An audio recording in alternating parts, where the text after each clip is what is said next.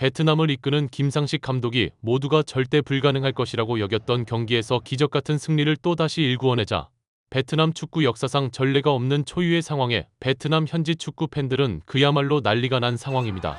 이 경기를 지켜본 일부 국내 팬들 역시 정말 대단하다라고 박수갈채를 보내면서 김상식이 베트남 축구를 지도하면서 베트남 축구가 뭔가 달라진 것 같다. 예전하고는 완전히 움직임 자체가 다르다고 혀를 내두르면서 김상식 감독의 선수 조련 능력에 박수갈채를 보내고 있습니다.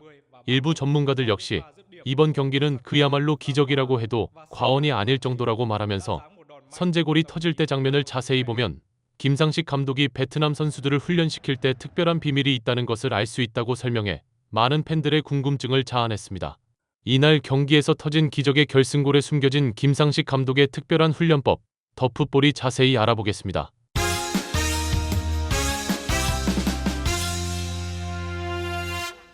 베트남 전역이 김상식 열풍을 넘어 신드롬이라고 할 정도로 전국이 난리가 났습니다.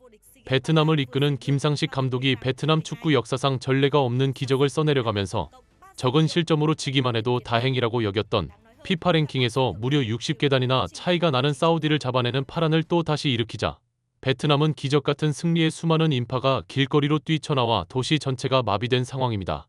그도 그럴 것이 이 경기에서 맞대결을 펼치는 사우디아라비아는 개최국 홈팀이며 베트남과의 피파 랭킹에서도 60계단이나 위에 있는 베트남은 단 한 번도 나간 적이 없는 월드컵 본선에 나간 축구 강국 중에 강국이었기 때문에 이긴다기보다 비기기만 해도 최고의 성적으로 생각한 것은 당연지사였습니다.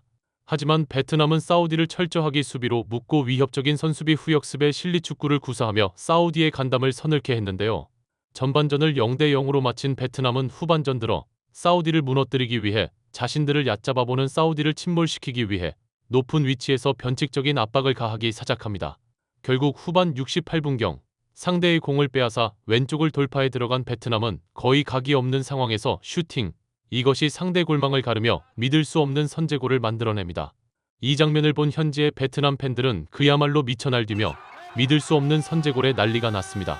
경기를 지켜본 국내 많은 축구 팬들 역시 거의 각이 없는 상황에서 찼는데 저게 들어가다니 진짜 놀랍다고 말하면서 이 경기력이 베트남이 맞느냐, 8강이 아니라 4강도 충분히 갈 것 같은 경기력이라고 놀라워했습니다.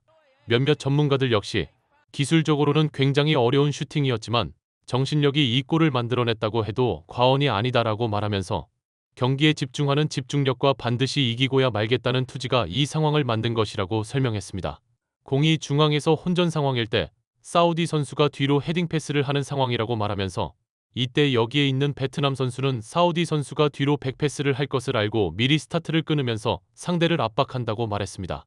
하지만 사우디 선수들은 그 자리에 서서 공을 받으려고 하는데 경기에 이기겠다는 필사적인 의지가 있는 베트남과 현격한 차이가 난다고 말하면서 공이 도달할 때쯤에는 이미 베트남 선수의 압박이 시작되기 때문에 사우디 선수는 당황해서 공을 제대로 간수를 못한다고 말했습니다. 경합이 벌어지는 순간 주변에는 사우디 선수들 3명이 포진해 있고 베트남 선수는 1명이 근처에 있어서 숫자적으로 압도적인 우위를 점하고 있다고 말하면서 하지만 압박이 벌어지며 경합이 일어날 때 사우디 선수들은 이 상황을 그냥 지켜보면서 공을 달라고 기다린다. 사우디의 이런 보이지 않는 경기에서의 실수가 선제 실점으로 이어진 것이라고 말했습니다. 경합이 벌어지다가 공이 옆으로 흘러나가는 돌발 상황이 벌어지는데 이때 베트남 선수는 공을 향해 필사적으로 다가서지만 사우디 선수는 뒤로 물러나며 공을 기다린다고 말하면서 공을 탈취한 베트남이 빠른 속도로 달리자 순식간에 상황은 사우디에게 굉장히 위험한 상황으로 급변한다고 말했습니다. 사우디는 수적 우세를 점하고 있어 공을 몰고 들어오는 베트남 선수를 사이드 쪽으로 밀어내 슈팅을 못하도록 하려고 이 사우디 선수는 베트남 선수가 들어오는 길목을 지키고 있다고 말하면서 여기서 베트남 선수는 상대의 예상을 깨는 공간 패스를 넣어주는데 이 패스에 사우디 선수는 졸지에 역동작에 걸리면서 상대 공격수가 전진하는데 돌아서서 막지를 못하고 등을 지고 서게 되는, 그렇게 됨으로써 상대 공격수의 움직임을 순간적으로 전혀 파악하지 못하게 되는 최악의 포지션에 서게 된다고 말했습니다.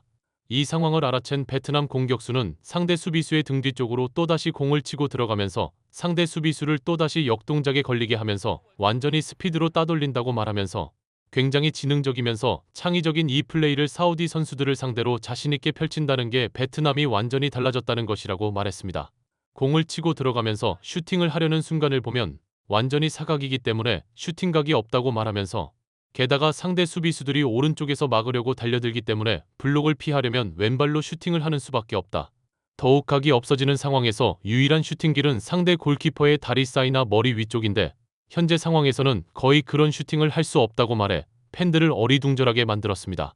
베트남 선수가 공을 치고 들어가는 방향은 이쪽이라 공은 바깥쪽으로 흐르는 상황인데 슈팅을 하려고 자세를 잡고 왼발로 슈팅을 하려고 하는 자세를 보면 굉장히 불안정하다라고 말하면서 슈팅을 하는데 디딤발 바로 옆에 공이 있어야 안정적으로 슈팅을 하며 힘을 싣고 방향을 컨트롤할 수 있는데 공이 디딤발에서 멀리 떨어져 있고 게다가 공이 바깥쪽으로 진행 중이라면 왼발로 슈팅할 때 발등 바깥쪽에 맞게 된다고 말했습니다.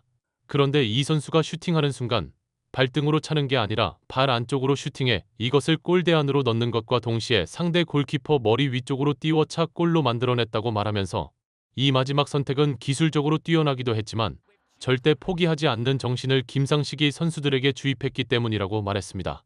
몇몇 전문가들은 이번 아시안컵에 출전하기 전에 베트남 U23 선수들은 동아시안 게임에 나가 태국과의 결승전에서 0대2로 지던 것을 후반전과 연장에 들어가 3대2로 뒤집어버리면서 어떤 상황에서도 포기하지 않으면 이길 수 있다는 자신감이 생겼다고 말했습니다. 동남아시아의 맹주인 태국에게 전반에만 2골을 얻어맞고 패색이 짙어지자 베트남의 어린 선수들은 라커룸에 들어가 머리를 싸매고 경기를 포기하는 분위기가 만연했는데 김상식이 이것을 알아채고 선수들을 독려했다는 일화는 유명하다고 말했습니다.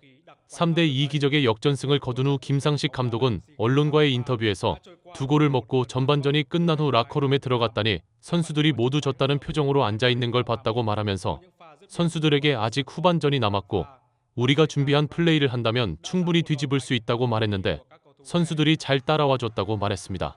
결국 베트남은 이 선제골로 프랑스에서 축구가 1896년 도입된 이래 130년 만에 전례가 없는 기록을 김상식 감독이 세웠습니다. 몇몇 전문가들은 2022 아시안컵에서는 조별 예선 전적 1승2무로 한국에 이어 2위로 8강에 진출했다. 그리고 2026년 아시안컵에서는 2승 1패로 역시 조 2위로 8강에 진출한 것이 베트남 U23의 최고의 성적이라고 말하면서 김상식이 조별 예선에서 기적같은 전승을 거두며 1위로 8강에 진출했다는 것은 동남아시아에서 태국과 말레이시아에 밀려 축구 변방으로 남아있던 베트남이 이제 동남아시아를 넘어 아시아권에서도 경쟁할 수 있다는 자신감을 베트남 국민들에게 심어주었다. 베트남 국민들이 그래서 김상식을 영웅으로 추앙하는 것이라고 말해 많은 팬들의 고개를 끄덕이게 했습니다. 구독, 좋아요, 좋은 댓글은 불타는 제작 열정을 더욱 불타오르게 합니다. 시청해주셔서 감사합니다. 이상 더 풋볼이었습니다.